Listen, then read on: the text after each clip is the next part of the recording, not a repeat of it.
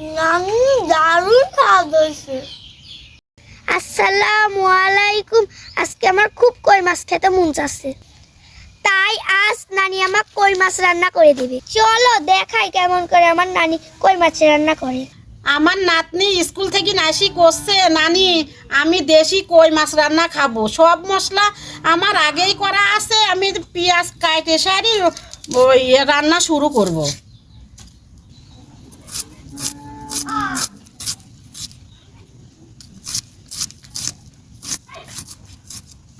কই মাছ বড়ি দিয়ে রান্না করব, তাই আমি বড়িটা আগে ভাজি নিব।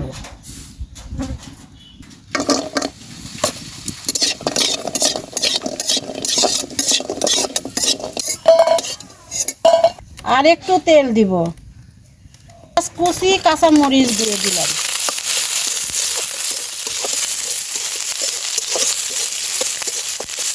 রসুন পেঁয়াজ বাটা, জিরা ধনিয়া বাটা, শুকনো মরিচ বাটা, হলুদের গুঁড়া, লবণ।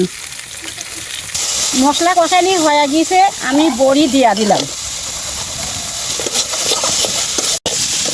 মশলার সাথে বড়িগুলা ভালোভাবে কষিয়ে নিব। বড়ি কষানি হয়ে গেছে, মাছ দিয়া দিলাম। মাছগুলা কিছু সময় কষা নিব।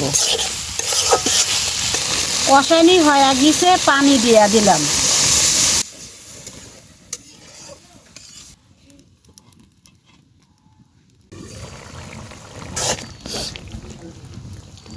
তরকারি হয়ে গেছে, জিরার গুঁড়া দিয়া দিলাম।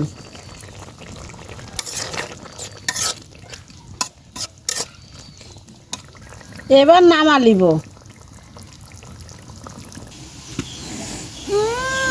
নানি দারুণ গন্ধ বেড়েছে, মনে হচ্ছে খেতে খুব স্বাদ হবে। দারুণ, ওয়াও ফ্যান্টাস্টিক। বল তো খেয়ে দেখলাম, এবার একটু মাছ খেয়ে দেখি।